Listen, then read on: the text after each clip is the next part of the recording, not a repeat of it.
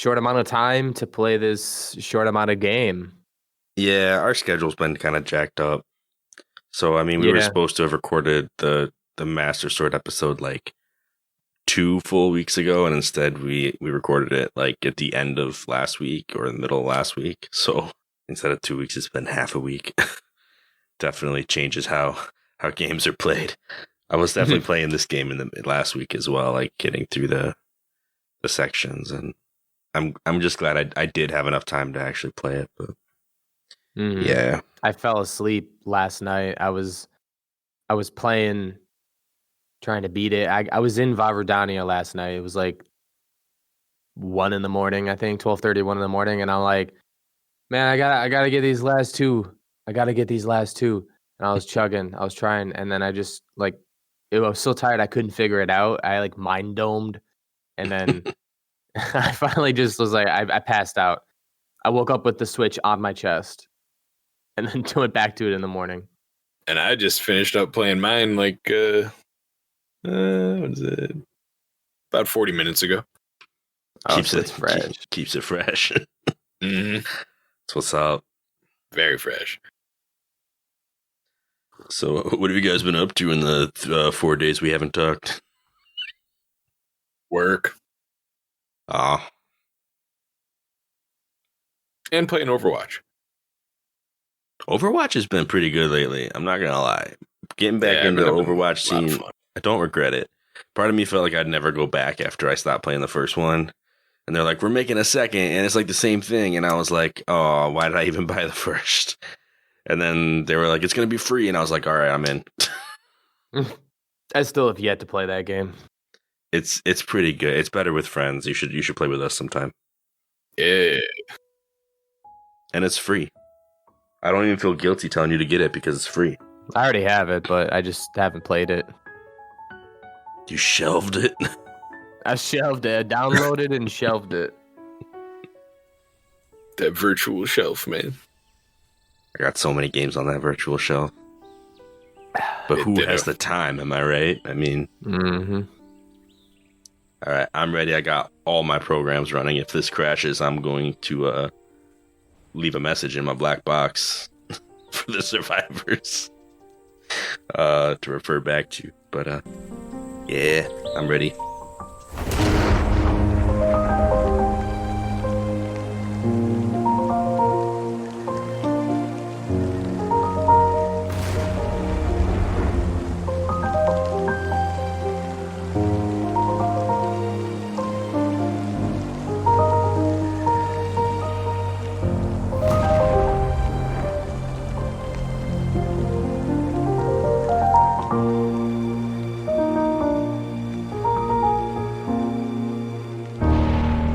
Welcome to A4NB4Y, the Zelda-themed podcast that's currently diving into Breath of the Wild. And last episode, we were hunting for the Master Sword and the Hylian Shield out of the castle.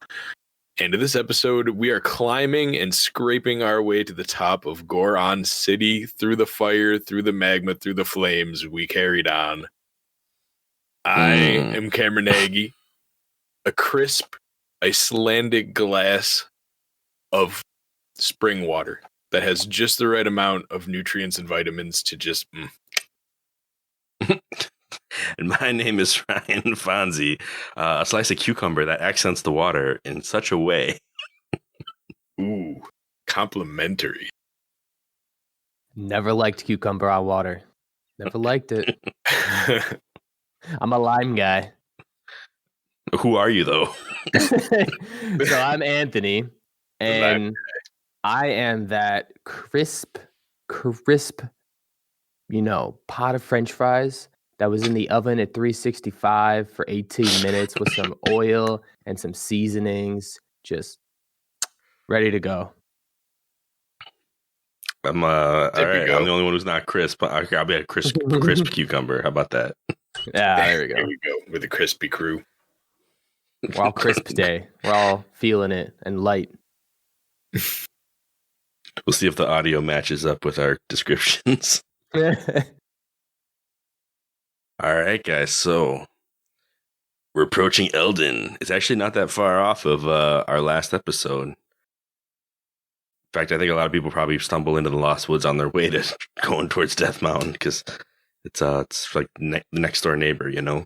But really cool area, really dry area, really warm area. Some would call it hot. Doesn't take too long of climbing up that before your character might spontaneously combust for forever, as long as you're up there. Yeah. And there's actually an NPC chilling at the stable at the bottom. What's the name of that? Gale. I have this specifically noted. I know I think there's an NPC somewhere in the world that'll give you a free fireproof elixir. But this is not, I don't think this is the same person. This is No. She offers to sell you 1, 2, or 3 for, I think, upwards of 180 for 3. Right. I didn't find the NPC who does the free one, even though I could remember it from my first play. But I found Gale, who's at the Foothill stable. And Foothill. She will offer to sell 3. She's basically like, oh, are you planning on going up to Death Mountain? And you're like, yeah. And she's like, well, what are you going to do about the heat? And like, if you don't have an answer, she's like, yeah, typical tourist. Like, here, let me help you get prepared. I bought 3 because I'm playing a wealthy Link run right now. That's not what the intent of it was originally, but that's just what it's become. Fonzie's Farms. Yeah. My Link be rolling up and just dropping cash everywhere. The NPCs love me. I bought 2 just in case, because sometimes I go, ooh, shrine when I hear the noise, and I just kind of go off. So I wanted to let myself be able to go off at least once and still have an elixir. I didn't end up needing it, though. You know, you can cook up an elixir pretty darn easily. Oh, yeah. Fireproof elixir. Yeah, I mean, if you want to get into the Fonzies, well, you know what? How about we wait? Because there's actually like a prime time spot coming up right in our story.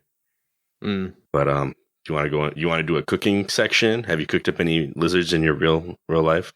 No, I only had 4 days, so I don't have a cooking with Anthony today. So we'll have to mitigate that with cooking with bugs or lizards. So if you get some of the, you know, lizards for cooking, I think it's the red, or if it's the opposite, it's the blue. There's a fireproof lizard in the game. Yeah, there's purple. The hightails are red. Yeah, there's firetail lizards in the game all over the mountain.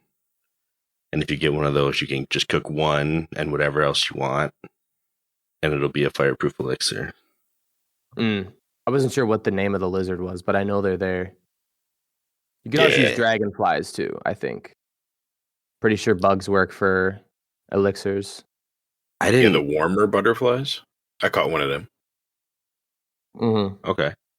I didn't know any of that stuff could make a fireproof. I thought there was only one way to make fireproof, and I thought you had to have the fireproof lizard. But I could be wrong. I don't know. I think the rest is just heat resistance. You can make some before you start your hike, which is probably good to do unless you talk to a certain guy in a little valley system named Kima. Yeah, so Q's actually my next NPC on my list. Oh, nice. Because as we head up the mountain, it's like a treacherous mountain path filled with fire keys and fire choo-choos and generally other hot things, like ostriches. You know, is pretty random ostriches. We can run into the Southern Mine. Southern Mine is opposite the Northern Mine. But no, the Northern Mine, I guess, has been shut down due to dangerous activity at the mountain. So all of the Goron miners that would normally be dispersed amongst multiple dig sites are all kind of here in the Southern Mine that you run into on your way up to Goron City. If you take the regular path to Goron City, I mean, you can get up this mountain other ways, fly into the city from the side if you want, just like you could with Zora's Domain, but I always just take the mountain path. The first time I played the game, I didn't, because I didn't know that I had veered off of it. Like I think I started on it and ended on it, but I veered off. So when later on there was a quest where I had to find a specific Goron, I didn't even know that this Southern Mine existed. And I didn't know that there was a way to get a free piece of Flamebreaker armor. which is also attached to this place. So Kima is another Hylian who is super recognizable because they're wearing a Flamebreaker helmet. And he is at this mine. Pretty much, I mean, you could call him a tourist if you want. I don't remember what his motivations were for coming here. I think he wanted to see the city. But he asks you to collect for him 10 fireproof lizards. And if you do that, he will give you a piece of Flamebreaker armor, which is just like the shirt. One piece isn't actually enough for you to be fireproof, though. At least not in the hottest parts of Death Mountain. So you will still want to purchase another piece of the set when you get to the city. But the Southern Mine is also where I would declare my Fonzie's Farms for this episode. He's about to drop the spot for more items to get through and beat the plot. So you better listen to his words, cause he's about to tell you where to get the herbs. It's Fonzie's Farms. Because just like the mission where you have to catch the deer and get it over to the pedestal in this area, there are just tons and tons of these fireproof lizards spawning. More like at a higher rate than anywhere else on Death Mountain. They're all over the mountain. They're all over the Eldin region.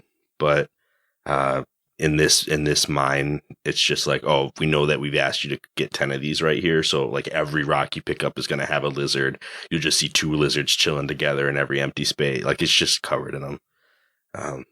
Such that the little side quest here is actually really fast as well. So that's my farm for this episode. That's my main farm, I should say. There's some more farming notes later, but that's the big one.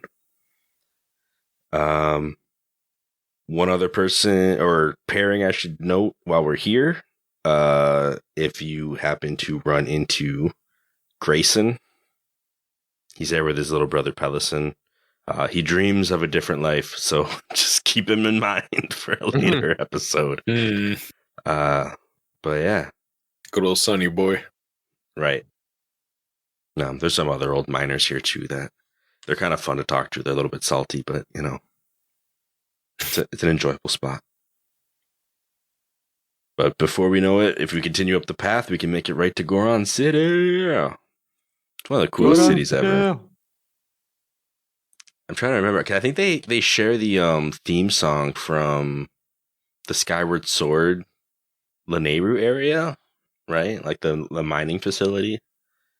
I'm pretty sure. It's a similar beat. Yeah. You reminded me, actually. So the Death Mountain music is actually a slowed down remix of the original T-Laws, the 2D side scroller. It's Death Mountain music. So they slowed that down and remixed it for the actual Death Mountain overworld music in BOTW. So next time, like, give the two a listen and kind of do a comparison. Nice. That's bringing cool. Back old musics. I like that. It's pretty sick. So guys, welcome to Goron City. We have all of the best shops you could ever imagine.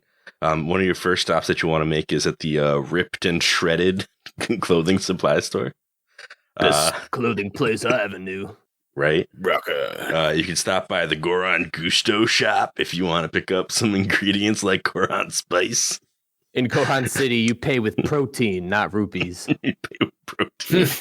Right? Or you can stop by the Rollin' Inn. I guess it'd just be the Rollin' Inn, right? Like that's how you'd say that if you're using regular English. Where you can meet Trey and Volcon and get yourself a Goron massage, where they literally pummel you against hard rock. Ooh, and break your back. But it gives you an extra stamina wheel when you wake up. So pretty decent deal. It's called aggravated chiropractic. It's I don't know, impact therapy or something. Impact therapy. Man, I'm gonna have to pass on that. Yeah, but no, this place is. I mean, Goron City is like just so. It's so Chad. Like it's it's extremely bro. City of the Chads. It's funny. I think it kind of plays into what the point of the Gorons are in this game. But I mean, it's a mining facility. It's fueled on hot lava and testosterone. Like it's just straight up everything about this play. I mean, that's one of the things. Like, there's no, as far as we know, there's no female Gorons. Just like every other game we've played. Yeah, I mean, even like some of the Gorons, like when you interact with them, they have a lot of personality. And I don't know if you guys talked to the little kid who's running his business next to the cooking place. He'll sell you a fireproof elixir. And if you say that you're not interested, because he's originally sleeping, he's like, you're not buying. Why'd you wake me up in the first place then? And he just goes back to sleep. And I'm like, yep, makes sense. Yeah. There's a couple of cool side quests you can get here too. I mean, one of the ones that I always do is called the Brothers Roast. I don't know if you guys are familiar with this. You go to the right to the to the correct building, and you'll run into this guy Bladon, who's super mad at his brother Gongoron, who has ventured off to try to find the hero's secret or something like that. Like he's looking for the hero's treasure, I believe is how they phrase it in the game. And so he asks you to go find him. And when you find him, he shows up and also finds him. And he's sleeping in Gorko Tunnel. He's fallen asleep. He was trying to dig his way to the hero's treasure and basically couldn't make it all the way. And so now he's incapacitated, and you are asked to go get a slab of roasted rock sirloin, basically. In fact, I think that it's not roasted yet. I think you're just going to get like a rock sirloin, which is call back to Ocarina of Time, Majora's Mask days, because there's actually, I mean, we learned about sirloin, like rocks being called sirloin in Ocarina of Time. In Majora's Mask, we haven't got to that game yet, but there's actually a mission to carry one of these things around to help out a hungry Goron. So just a huge callback to that. Challenging side quest, I will say, because it's a delicious looking slab of rock too. Right, like a big meat on the bone kind of rock. Mm-hmm. You come out of Gorko Tunnel, down Gortram Cliff to get this slab of meat. Which, by the way, if Gorko and Gortram sound familiar, that's because those are references to our Goron friends in Skyward Sword. Gorko being the adventurer researcher that we ran into about 8 times, and Gortram being the one who ran the track minigame, like the minecart minigame. So there. Which you so graciously did a lot. Yeah, no, that's fun. It's a good time. Best island ever, you know. This one, not so much, because when you're running this slab of meat back up the hill, you are getting just berated by moblin archers and giant lava rocks. Anything to keep you at the bottom of the hill. Best strategy I could figure was to just clear out all the enemies on your way down. And then on your way up, all you have to worry about is giant lava rocks. And they're comically set up where you have like these small ones you got to like bob and weave through up until about 3/4 of the way towards the top. And then just this giant rock covers the entire pathway and comes down and leaves you with very little recourse. But once that triggers once, it won't trigger again. So if it messes you up, don't worry. Just go get the sirloin, bring it back up, and you'll be fine. But yeah, good stuff. Can't say I did that quest. You've never done it? Back and do it now. No, I'm gonna have to go back and do it now. Oh, it's a hoot. I want to be attacked by giant flaming meteors too. Yeah, I want to play. It's a shrine quest. So if you get that rock back to Gongoron, his brother, you know, who showed up. What did I say his name was? Bladon. He'll cook it up for him. And he's, you know, all the compliments in the world, like, oh, nobody cooks these like you, brother, kind of stuff. And then he eats it, gets the strength of 1,000 suns, and smashes the rest of the rock. And then you can go do a shrine. Nice. So pretty good stuff. I'm gonna call that quest Sirloin Stranding.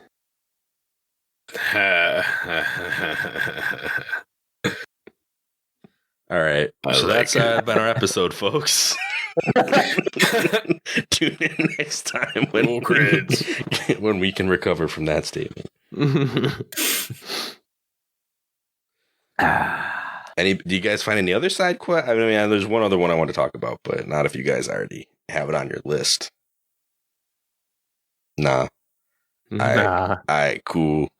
Just me then. All right. The other one is the road to respect. I didn't actually do this one proper. I did this one because I just knew where the goal was. There's a blacksmith in Goron City called Rohan. His name is Rohan. The name Rohan means to ascend, I guess, or ascending. I don't know the exact origin or anything. I just did like a brief lookup.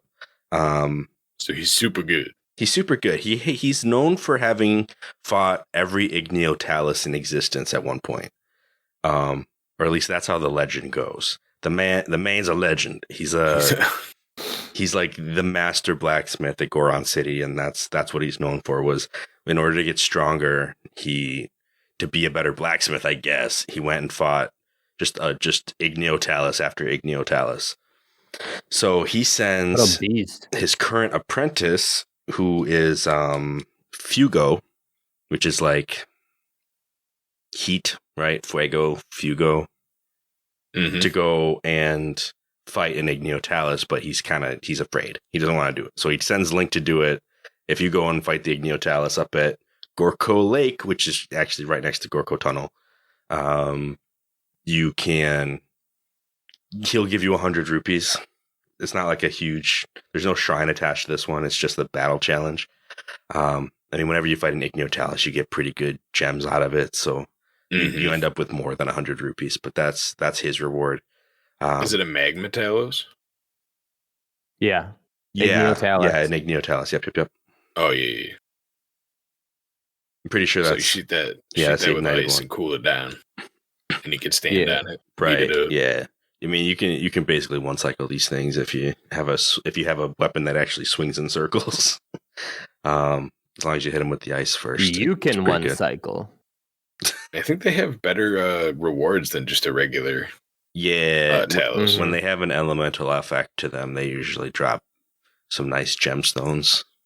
I just fought a Frost Talos today, and it dropped I think it was 3 sapphires, which is crazy. Yeah, that's nice. Pretty nice. I'll tell you what you can do with those later. I got a ruby and a sapphire at a random rocks today. Nice. So you go fight this. He'll give you the money, but he won't actually be able to go back. Like, he gets too afraid to tell Rohan that he basically chickened out, couldn't do it. His plan was to go say, "Oh yeah, I took care of that for you," or whatever, just to, because he's apprenticing under this guy. He wants to earn his respect. I mean, the name of the quest is the road to respect, but he completely beefs it because he realizes what he did was not respectable.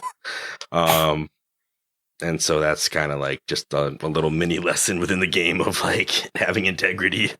And then, I mean, just another thing to note, even the two of them there's another like smaller Goron apprentice who's not really an apprentice yet, named Sergo, which, as far as I could tell, was supposed to be, I mean, if I was going by the terms of the other two, right?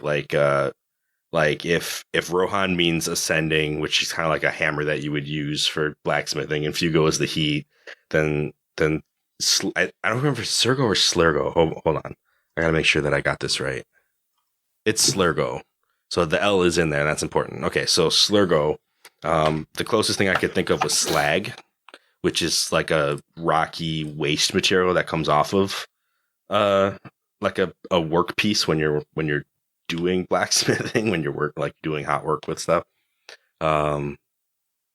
So yeah, he's kind of like the runoff, which makes sense because he just kind of loiters around the city all day. I mean, he's a kid, so he doesn't have any responsibilities yet, but he's also kind of got like a bad attitude too. Like, you go and talk to him, if you don't have anything you actually want from him or anything, he gets upset with you, but he tries to like teach you the ropes of Goron City, but nothing that he shares with you is particularly useful.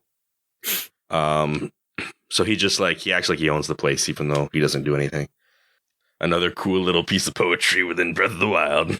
I wonder if that was the kid that I was talking about earlier.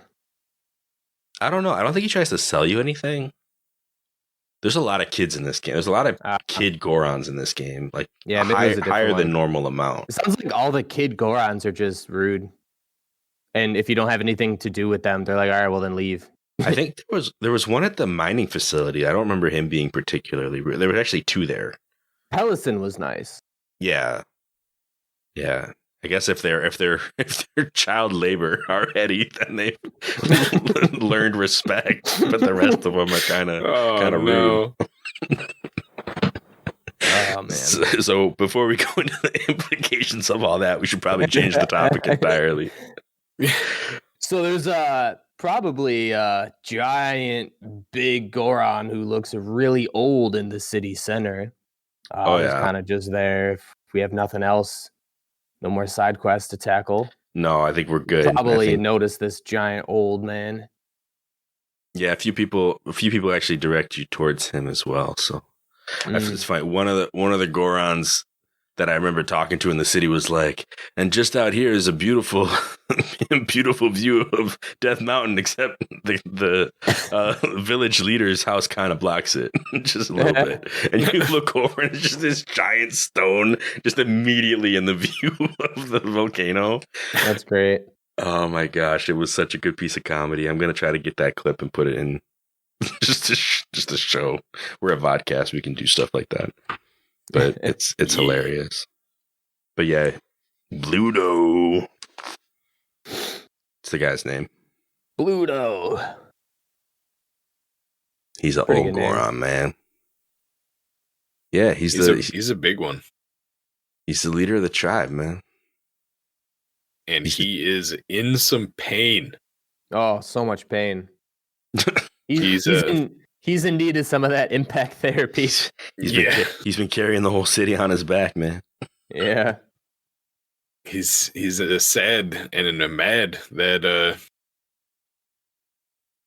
Rudania? Yeah, Vah Rudania. Yeah, Vah Rudania is kind of smacking around the mountain and needs to be calmed down again. You know, sometimes you just got to go up there, calm the thing down. It needs to be calmed down. He can't calm it down because his back, every time he goes to move, he goes, his lower back. He's having some lumbar issues over here. And he needs painkillers. And he sent somebody, Yonobo, to go get some painkillers. But he hasn't come back yet. So he just doesn't know what to do. He's up at the northern mine. It's not doing so hot right now. Yeah, it's kind of funny that there be painkillers stored in the mining facility. Like this was like part of the mining supply. Like all these Gorons are out here hurting themselves, trying to mine up some more. So they just have like a storeroom with painkillers. None in the city at all. Just out at the mine. You're working, man. Impeded progress. It's been 3 hours. Oh, time for another painkiller. Pop time another to go for another 4. Man, I got blisters on my thumb. Hey, I got you, bro. Like, bro, my blisters got blisters. Like, oh, I got you then. Over in the storeroom, we got a stash, man. Don't worry about it. I got you. No, but yeah, we go to war against some Lizalfos to get to this guy. Yeah, we do. Complete with cannons. I ran past them. We go full medieval warfare with cannons. You didn't use the cannons? No, I ran past all of them. Oh, you missed out on all the fun, man. What? Oh, you was in a rush though, weren't you? Cam was trying to fit this game into his busy schedule. Yeah. I was trying to finish this up in the time I had allotted, and these guys are not worth the time that I would have to dedicate. Oh, I was thinking about just hopping up on the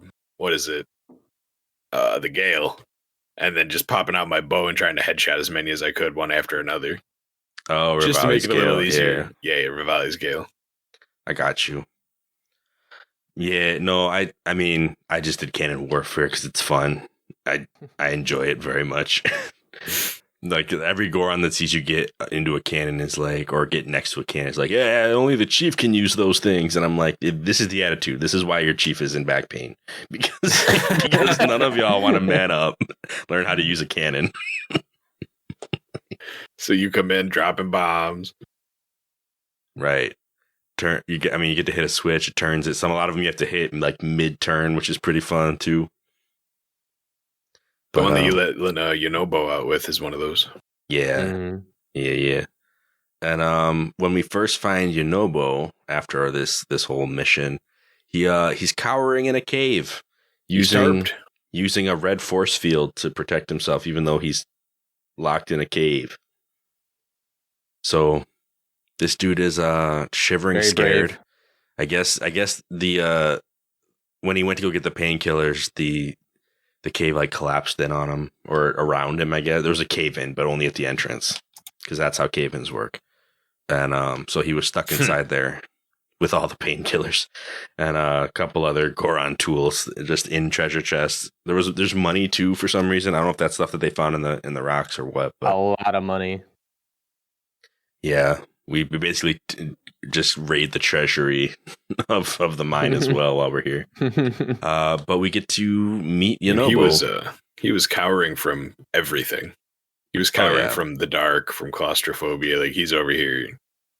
Like, what is he exactly afraid of in this situation? He thinks you're a monster immediately.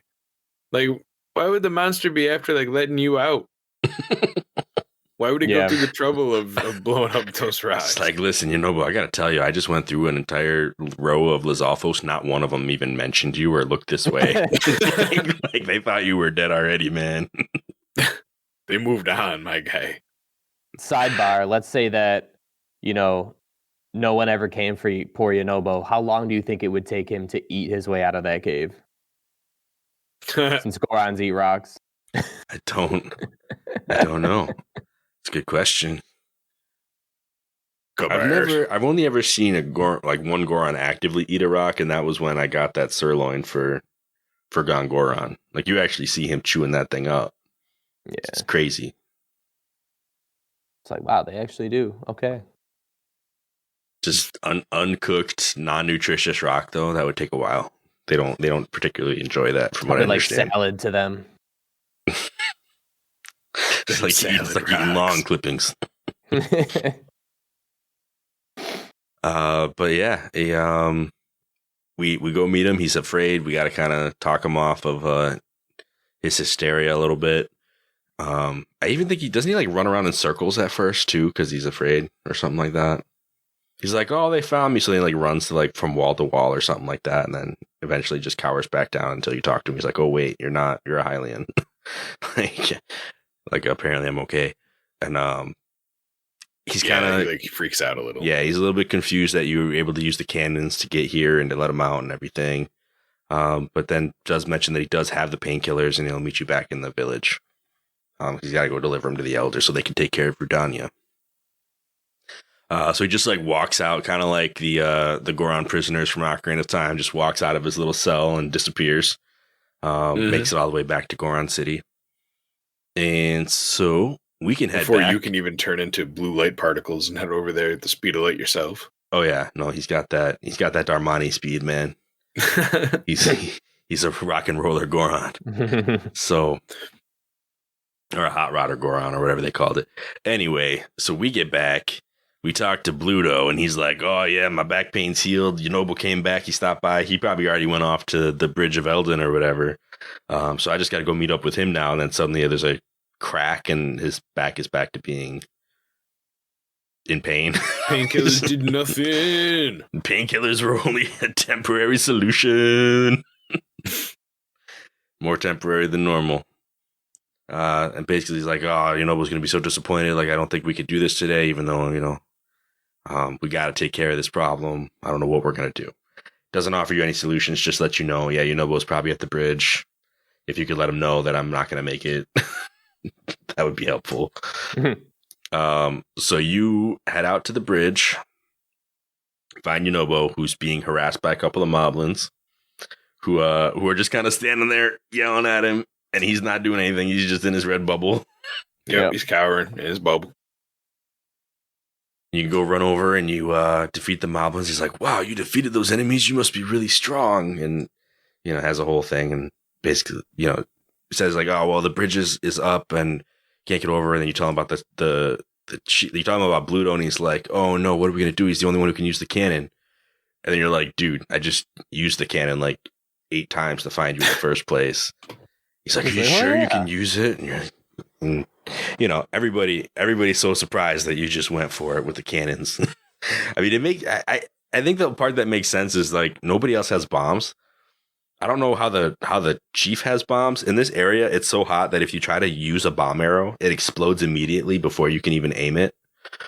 And yeah, that's something they don't really have in this game, right? Is like the Goron bomb flower. They're like absent from Death Mountain. There's no special crop here. I don't know if Bluto's just like shoving his foot in there and kicking or something or what. Like how is he activating these cannons? That's a mystery. That's a good question. I'd like to know. They throw like lava sirloin in there or something. Yeah. Maybe he's got like a specialized tool that he just like down in there as hard as he can. Drill shaft. Stick a whole drill shaft in there. When like those Goron rock crusher thing that we get after of his arms?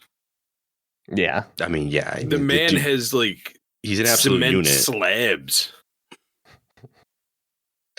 Yeah, he's brolic. Yeah. Like most of the Gorons. But an Adonis. Yeah. Or probably was before he became an old man with back problems. So the cool thing about Yunobo, and I know you probably feel like there might not be a lot of cool things about Yunobo, but kind of like everywhere else we've been, everyone's a little bit surprised that you don't remember anything. Tells you to look at something specific, and then you get a cutscene of one of the Hylian champions. So this one is our introduction of Daruk. So basically, Bluto tells you, oh, like you don't, like you look a lot like the champion, because I guess Bluto's been around for a very long time. He's like, do you really not remember? Like, can you like look up at the statue? Like we have the statue of Daruk. Like take a look and see if you remember anything, right? And you go and you look into the statue. It's actually a statue of 4 different Gorons, 3 different games worth of Gorons, including this one. With Daruk at the top, it's got Darmani holding the Chief's Elder. That's a set of characters from Majora's Mask. And then I guess there's this Gor Koron, who is a previous chief, but like a sumo champion in Twilight Princess. I always wanted that to be Darunia, but I guess it's not Darunia. It's Gor Koron, who I didn't even remember was a thing because I don't remember anything from Twilight Princess anymore. Yeah, I mean, yeah, I just feel like Darunia deserved a spot somewhere on this. But I am happy that his dance skills. Darmani's there. He could have had the kid spot. The elder son didn't do anything in that game. Yeah, nothing. He cried. A lot. He cried and he taught you a lullaby so you could get into the temple. There's a whole thing. We'll talk about that in a long time from now. Future episode. But yeah, so the cool thing about, so we get this cutscene where we remember Daruk. There's so many Gorons. Oh my goodness. Where we remember Daruk. And it's actually takes place at Vah Rudania. You guys are like riding Vah Rudania, and you get this flashback where Daruk is congratulating you on becoming the princess's appointed knight.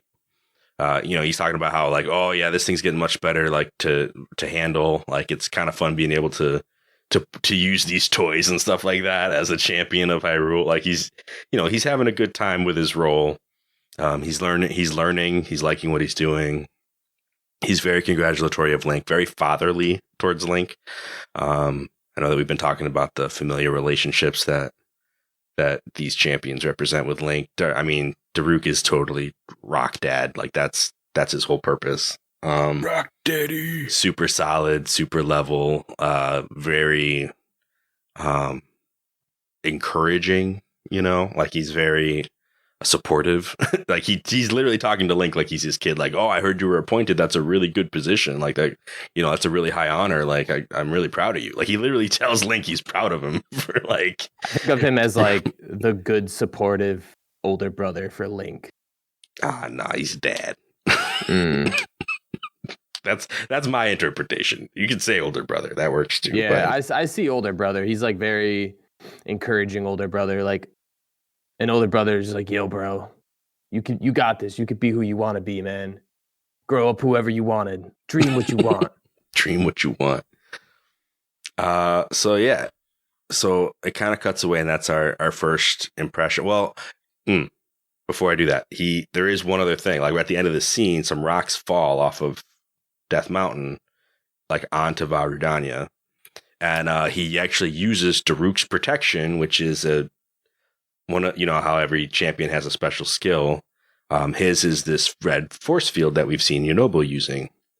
And so he kind of makes this comment about like, this volcano has been quiet for decades. Like if there's if some rocks have just starting to fall now, that must mean. And he's like, oh, you know what? Never mind. It's probably not a big deal. Just probably nothing, right? But it's pretty clear. Like the way I read that is there's evil a brewing. There is something coming. And I think that checks out given what's going on with Vah Rudania right now, but also the fact that they were, most likely attacked shortly after this scene, within in the coming months or whatever, because this is when they were like gearing up for the battle before it happened. So cool little memory to have. And so we can continue our conversation with Bluto. Sorry. So Bluto mentions that Yunobo is actually the descendant of Daruk, and that's why he can actually use Daruk's protection, which is a champion skill that's been passed down. This is a lot different. Like we haven't seen anything like this yet. We haven't seen another Rito using Rivali's Gale. We haven't seen another Zora using, Mipha's Grace. That's not, champion abilities don't necessarily pass down. But this one did.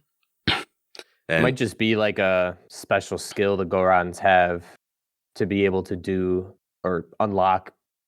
Maybe Darmani had it. He was able to do it. So it's like a familial thing. Just be based on who actually ended up passing anything down, because Mipha loved Link, and I don't think they ever had a kid, so she didn't have the chance to pass her ability down. And Rivali was so busy training to be the best Rito all the time, 24/7, and never mentions a love interest. It might just be that he totally skipped that aspect of life because he was all about being number one, with how very, very proud he was. So it could just be that of the ones we know of, this is the only one that actually passed anything down to a future generation. That could be true, yeah. I honestly, checking the wiki and everything, I don't remember anything necessarily that directly said this, but maybe it was. They just say a descendant, but the going thing is that Yunobo is Daruk's grandson, not his son, but his grandson. Like, so there's a dad in here missing somewhere. Which is kind of sad, but still, like, these generations have passed and it's gotten even this far down. So I don't know, but because he can use this ability, he's the one that the village leader, like Bluto, has been taking around to use with the cannons. Because how it works is when you activate the cannon, Yunobo is an effective cannonball because he can protect himself from the impact at the other end. Which is but he do get dizzy. He does get dizzy. Yeah. I can imagine getting launched across chasms and whatnot. It is what it is. Making high speed impacts. So I just went through that whole series just to say now we get to use Yunobo as a cannonball because he has Daruk's protection. Got him.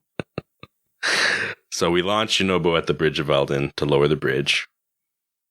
Which must not be very good for the structural integrity of the bridge have it drop from like an upward angle and slam every single time to get it down. I don't know if that bridge would necessarily last all too long. Right. Like they need a better method of raising and lowering a bridge Yeah. I mean, this place, the mines, the carts, everything. I mean, there's switches everywhere that turn cannons. They definitely could have used that same mechanism to raise and lower a bridge, but you know, I'm not a True. Goron, so You don't understand. I wasn't there at the design meeting for that. But yeah, we get to go on the best escort mission ever. Metal Gear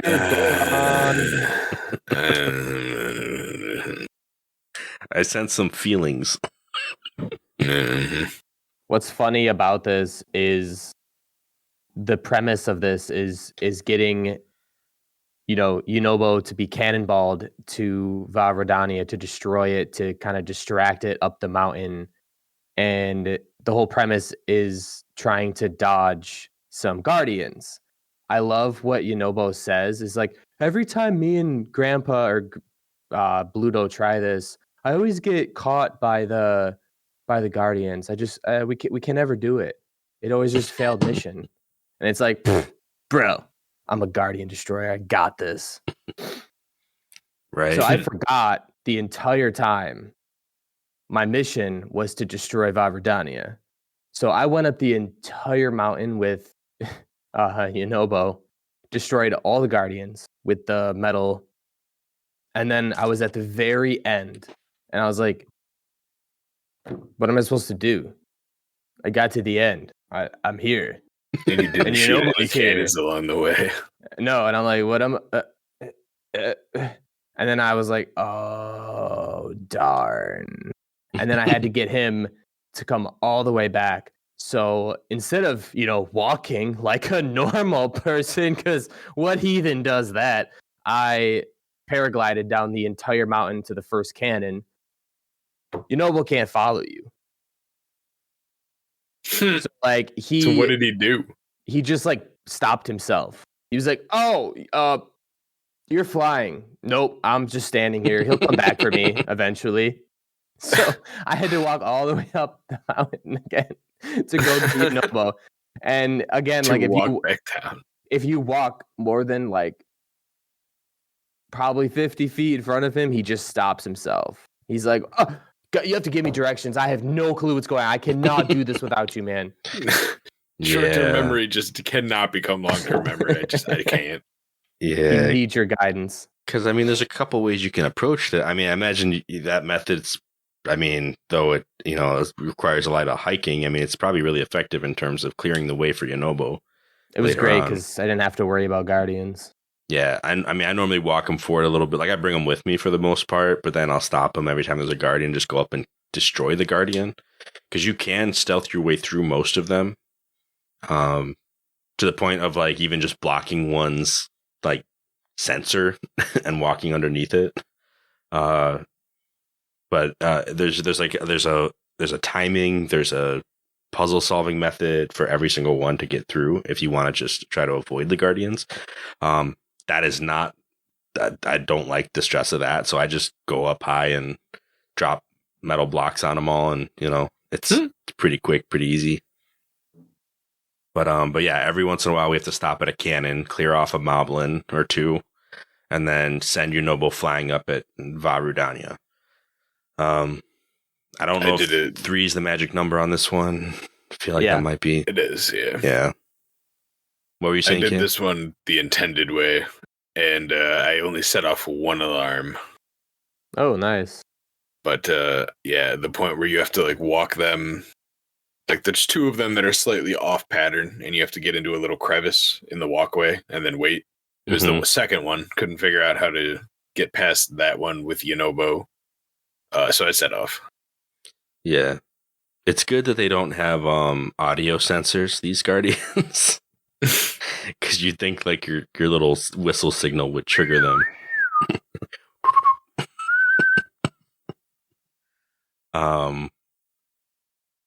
But yeah, we eventually get off to the last cannon, and there's a little ramp that goes right up to Vah Rudania. The last cannon sends it into Death Mountain, so then we have to climb. It gets damaged, it starts exploding all over the place, and it crawls up and kind of rests inside the volcano. So you guys go on up, take a look down, and then Jumps Well, off. yeah, Link is like, all right, we're going. Let's do this. And jumps off and paraglides down. Like, oh, we got to figure out a way to get in there. And we got to take this thing down. Link's like, all right. Yeah, he just jumps. And then Yonobu's just standing there like, huh. Like he's not going to make the same jump. Like not only do I not have a paraglider, but I'm not making a jump that big. Like it's just not going to happen. It's funny. You think with his Daruk's protection, he would just, go force field diving. But no, chicken's out. Yeah, he's not about to go lava swimming. I get it. I'm not about to go lava swimming either. But yeah, we make it to Vah Rudania, where we get our regular champion spirit guidance, where Daruk's telling us we got to go find a. Well, first, he gives you the be careful. This is where I got murked 100 years ago. But then tells you, oh yeah, you got to go activate the controls, get the lights back on, and then you can, do the regular Divine Beast process of finding a bunch of terminals to activate before taking back control of the Divine Beast. So that's what we do. We go in. It's like pitch black. We just got to light some torches. Not a big deal. And we can get to this Divine Beast. Yeah, it's a fun one. This one, way faster this time than the last time I did it. Like, this was a silly short Guardian. I feel like I just kind of knew how to do everything this time around. But there wasn't really much, I guess, ground to cover in this Divine Beast. I mean, there is pretty much only 2 levels, if you count the third as being the flipped level. Right. There's really just 3 levels in this Guardian. Yeah. I think the one that gave me trouble was I was so tired at night, I couldn't focus. And the last one that I had to do was singe your arrow with the blue fire to shoot through the door at the other candle. Oh, where the little eyeball window in the door. For some reason, last night, it didn't occur to me how tired I was that you could catch your arrows on fire with the blue light. So it's like one of my favorite methods. Passed out and then did it in the morning when I literally came back to the game. I was like, all right, how do we get this last one? Where is it? Okay, it's back there. So I know that the door is probably the blue arrow. Yep. Yeah. And you get in that blue arrow and you got to take this big metal block and block some flames. Mm-hmm. But if you just block the flames normal, you can't climb the block. So it's not helpful. You got to tilt the whole thing so you can walk around the block. Yeah. Took me a second to remember how that all worked, but I did it. So, it's fun. I like tilting it and everything. I think that having a simple control, just 2 configurations and everything, it was a quick puzzle box. It was fun to do. Nothing extraordinary of note. There's one not ball on a track levels thing that was fun, but not difficult. Mm-hmm. Yeah, very straightforward. I think the biggest thing was just having it start off dark, but even that wasn't too bad. But it's kind of the first time, especially, that threw me for a loop. Yeah, getting closed into the darkness. I was like, "Whoa!" And then all the purple and the orange of the eyes stand out so much everywhere you look. Everywhere you look, everywhere there's an eye and a mouth spitting bubbles. It's waiting to get shot by you. I actually made a fire in the middle of the room in this because I forgot about the whole blue flame thing until I found the first receptacle for it, and I was like, oh, okay. So I just threw down flint and a piece of wood and started a fire. And I was like, all right, I can see a little something. Hilarious. That fire lasted the whole time. I'm just going to put up my own lighting system. Yeah. It's a good strat. Did you even need to light it? Or, because isn't it... Well, I think... No, once you're in the Divine Beast, you're protected from the heat, right? Yeah. Gotcha. I think even when you're on top of it, you're still protected from the heat, which is interesting, but good stuff. So yeah, we clear out these terminals, And we get to Flame Blight Ganon? Fire Blight Ganon? I think it's Flame Blight Ganon. I always get it wrong. At least Fire once. Blight Ganon. There you go. It's Fire Blight Ganon. That's why I had to say both names, because I knew the first one was going to be wrong. Can I just say that of all the blights we've fought so far, this guy is a wimp. I mean, he's not. Easy peasy. Easy peasy. Yep. No, I agree. Like, I burned him. Well, I froze it. I used iced arrows. I don't know if he has a weakness to ice arrows, but this dude's melted to some ice arrows. They give you ice arrows inside the Divine Beast, so I was just like, well, maybe they gave them to me because it's a hint. And you shoot him with those, and it's silly damage. It was I just use regular arrows. Very fast fight. He did not like the cold. Also, this dude looks like the pirate mech from Skyward Sword. What's his name? SD1. If you're gonna try to remember the droid code for that guy, I can't help you. It was he's a linear model, wasn't he? Wasn't he an LN something? Doesn't matter. But yeah, he's got this big old hat that looks like to me it says pirate, even though it's like a face mask. I don't know why. That's all I could think of. Well, he also has a hooked axe, which looks like, very piratey as well. LD Skirvo. LD Skirvo, there you go. Oh, that's great. Yeah, this dude's like an Octorok though. think like 25%, or no, yeah, he's got like 25% left of his health. He just goes into the air and starts sucking in all the surrounding magma and everything that's possible, and then charges up and shoots a giant fireball at you. But if you fought any of the Octoroks on Death Mountain at any point, just chick a bomb right up into that vacuum and blow them up. I forgot that. But I was streaming and somebody put it in the comments after I couldn't figure out the first 2 times he put it up. Because he just made this big, he made the big force field and then made a ball of magma and threw it. And of course I was already using ice arrows. So I shot the magma ball with the ice arrow and it just disappeared. And I was like, okay, that's part of this process, I guess. So I was just shooting, I was just shooting his barrier with ice arrows. Why won't it die? And they're like, just throw a bomb. And I was like, oh yeah. Why not do that? Yeah. Blow him up. There's all that suction going on. Everything's condensing in on it when he's absorbing the energy and heat. Yeah. Speaking of, I blew myself up in this fight. Hey, me too. I tried to use bomb arrows for a second. I'm pretty sure that these are not going to work. Don't use the bomb arrows, man. Midway through the fight, I was I switched from, I was using thunder arrows because I have over 200. I switched to bomb arrows. I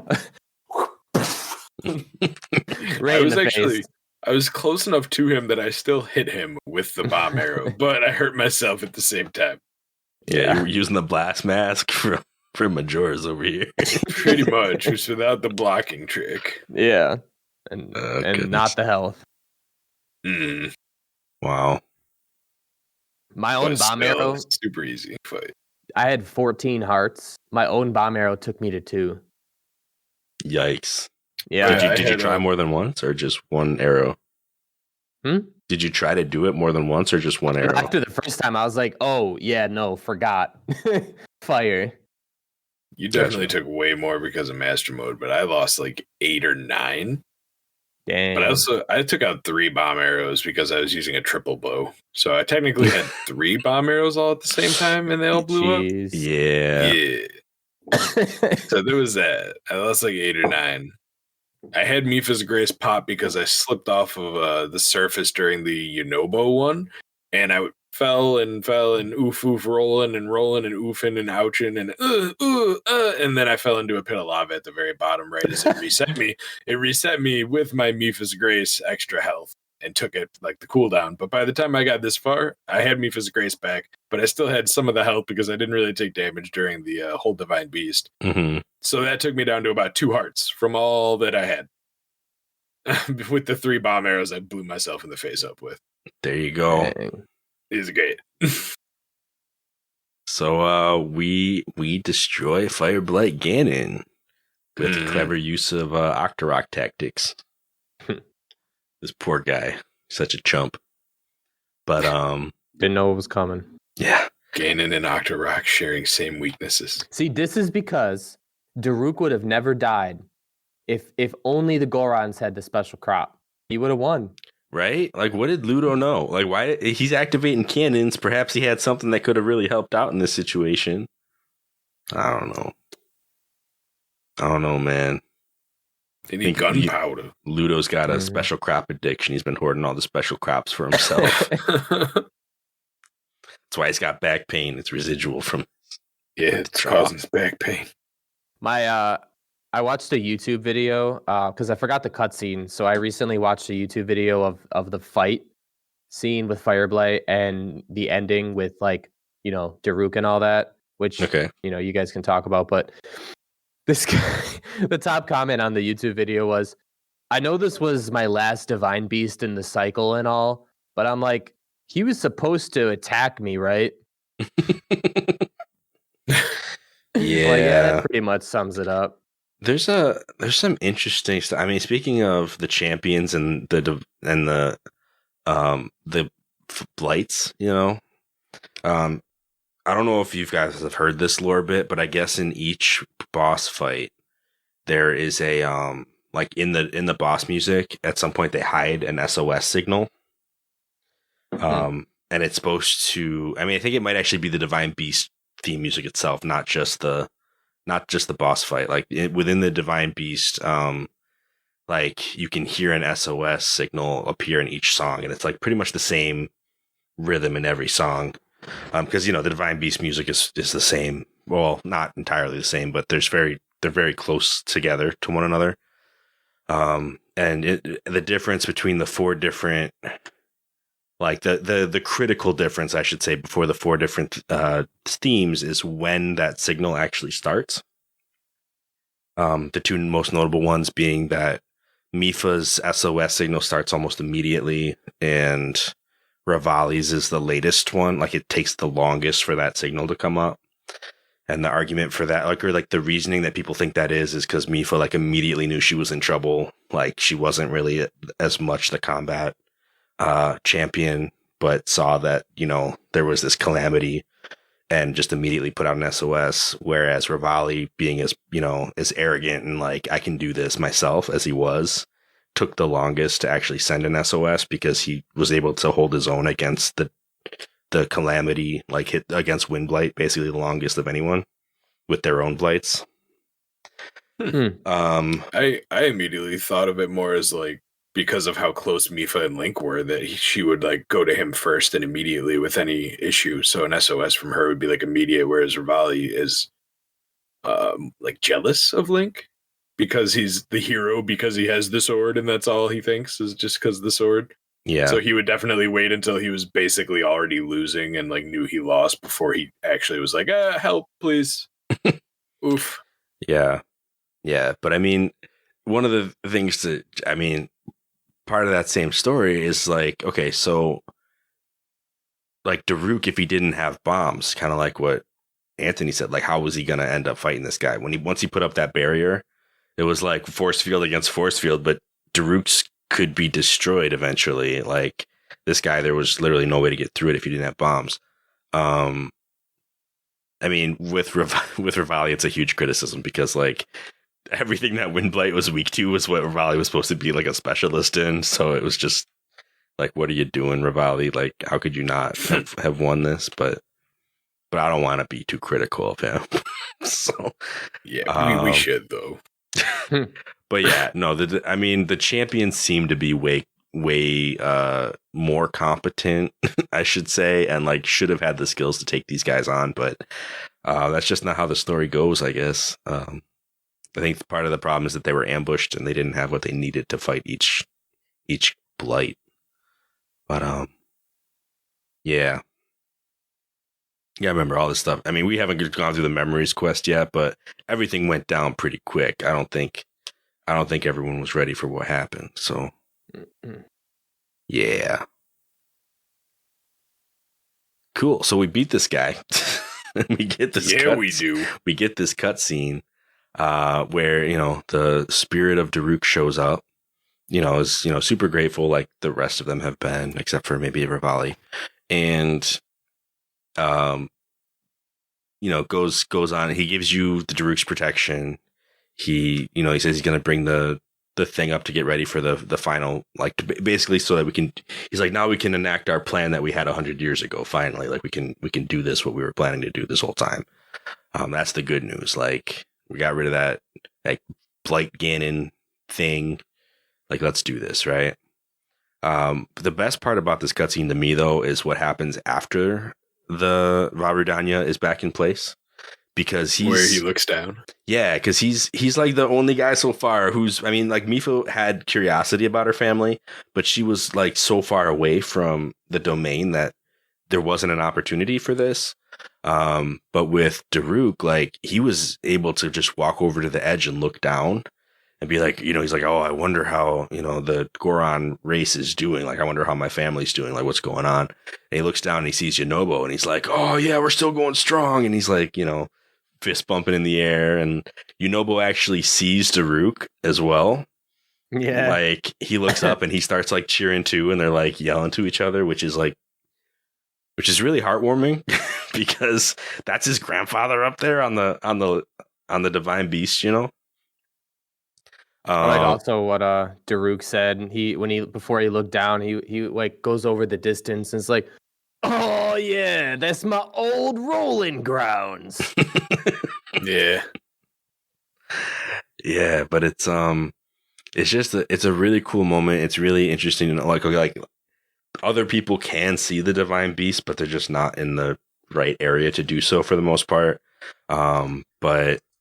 But also just like this moment that they're able to share together. And I think for Yunobo, that's a huge deal because my dude clearly something happened to his dad. He hasn't had, like, he's known to be the champion's grandson, but like probably, I don't know how much he's actually met Daruk before, I don't, like, the dude's definitely got some confidence issues. And I can't help but think that might stem from the fact that he grew up, as far as we know, without a parent or a grandparent to help him. Like he was basically under the tutelage of the chief, and that's only because he had this force field ability that he overuses, quite frankly. Like because he's afraid of everything.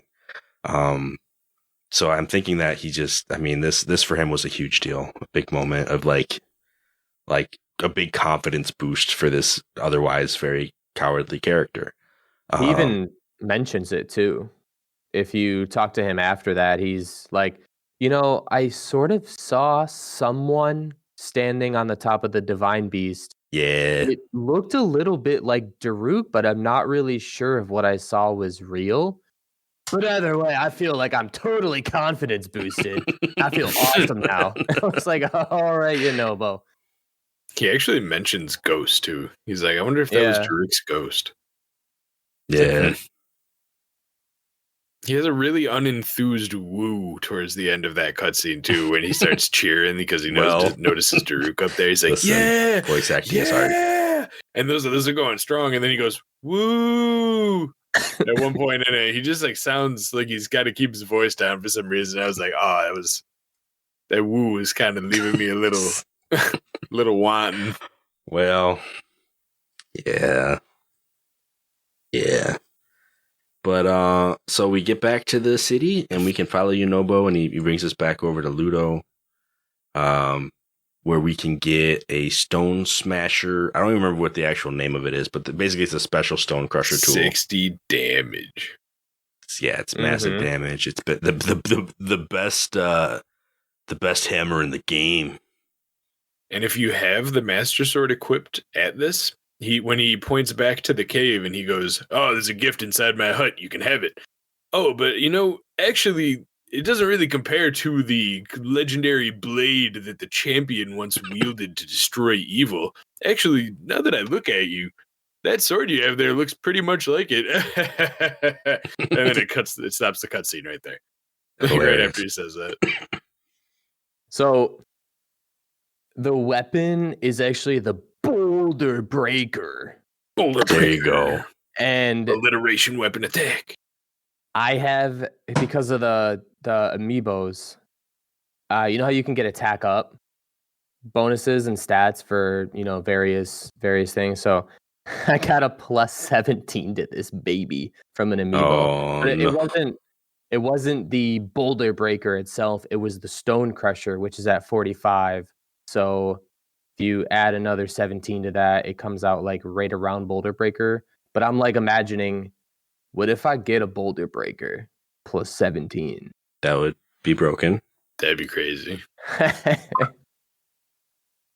No, I was just going to say, it's not really cost effective to fix this thing or build a new one, because you need a cobble crusher and you need a diamond. Man, you need diamonds for everything. Speaking of diamond, you just reminded me, there's one other character that I didn't talk to him until I was done with all this stuff anyway, so this is kind of appropriate. But either you guys run into Ramella while you were here? She's a Gerudo woman who is looking for gems. Anka gems. Anyway, so she finds sapphires. Well, she doesn't find any of this stuff. She's actually in Goron Town Goron City because she's looking for them, and she knows that Death Mountain is like a hotbed for mining, which it is. I mean, that's the other part of the farm that I was going to talk about earlier, is that Death Mountain is incredibly lucrative if you just wander around with a hammer looking for stones to smash into. There's just a higher amount of gold-lined stones, which are the ones that normally drop gems in this area. So it's like the cost of business. Like, you know, you got to have your flame breaker set and everything to be here. But once you do, you can mine for stones pretty good. But one of the things that we know just from talking to other NPCs is that the Gerudo town has a jewelry shop. They're known for their jewelry. Like, they make. She's working for the jewelry shop getting gems? I guess so. Either that, or she's like, you know, she's the other piece of the economy. Like, she gets the gems, sells them to the jewelry shop. That's how she makes her money. Is she wearing the flame breaker set too? No, she's not. Well, she's just toughing it out. She's one of two characters. Pekingo is in the city too. I didn't mention him, but he ain't wearing no flame breaker set either. He's just painting away in the flames. Oh man, I don't know. Crazy Sheikah. So I actually just resistant. Today did the quest for the jewelry shop actually in Gerudo Town. Can't remember the person's name, but I got the shop running, which is like part of a different quest. So I'm not really sure if that person's tied to the jewelry shop quest or if she's just like competition. I don't know. I mean, she stays in Goron City from what I understand. I don't think there's ever a time where she goes back to Gerudo City or Gerudo Town. Yeah. But yeah, if we talk to Ramella, she will buy from us 10 of a specific gem. I think she starts out with Amber, and she buys them at a premium rate. So she, you know, if you have 10 of whatever it is she's currently looking for, you can sell it to her, and you would make, I don't know, if you were going to make 400, you'd make 450 from her instead, something like that. So basically, she's just the premium spot for selling gems if you have over 10 of them. Pretty good find, pretty cool NPC if you're looking to do some mining and try to make some money that way. Heck yeah. I mean, I think I'd do better with the gourmet steaks, but that's just me. Hey. Them steaks go for a lot. They do go for a available. Lot. If you're able to go through Hebrew, you can get steaks all day. But yeah, that's what I got for today's episode. I'm all out of NPCs I want to talk about. Well, I guess the last thing to talk about is this is the prime location for shield surfing, my guys. Could shield surf all day on these slopes. On the big rocky slopes, on like the worst. You're some mad gnar on these slopes. You make the wrong turn and you just I don't think you can though. Straight in the lava. on the backside of the mountain, there's actually like some paths where some ostriches hang out, just mad gnar slopes. Really? It's like a red type of ground that you can actually surf on because the rock here, you guys is like. Yeah. Yeah, it's like the bases of the backside. You get some mad shred gnar. I think on the backside of the mountain is where you can find Dinral every once in a while as well. Gnar. I saw him when I was like climbing up with Yonobo, like towards the very end, way off in the distance. So far, if it was Pokemon, the thing would be moving at 0.00000001 frames per second. But it was actually still looking kind of decent in this game, and so it was way out there. I was like, "Whoa, it's crazy!" Pokemon dig. Yeah, what are you talking about? I don't know. The second you described its movement in frames per second, I was like, that's not how movement works. But wait, we're talking about Pokemon. That is kind of how movement works. Oh, goodness. I mean, I could still tell that it wasn't moving at like full 30 frames per second because, I mean, the dragon was really far away. If this was like the size of my screen, I could see the entire dragon in like just this little bit. Like it was way out there. I don't know if it was just heading over or if it was just leaving. But at that moment, it was an extreme distance away, and it was kind of a little choppy, but I just thought it was neat. Would you say it was 12 ounces of Dinral? Just 12 ounces. Yes, indubitably. 12 fluid ounces of Dinral. All right. Sounds good, guys. If you don't mind, I'm going to close out the episode at this point. Go ahead. All right. So this has been our episode of A for No, B for Yes. Thank you so much for listening. Next episode, not actually next week. These are 2 weeks apart for the most part. But next episode, we will be covering the Dragons of Hyrule, which is actually perfect because we just got done talking about Dinral. But we're doing dragons. We're doing the shrines connected to those dragons. We are going to have a dragon party. So come check that out next time. You can reach out to us on our website or any of our social medias. Anthony also does some emotional stuff from time to time, so go check that out. And we will catch you on the next episode of A for No, B for Yes. Click. Did you get all that?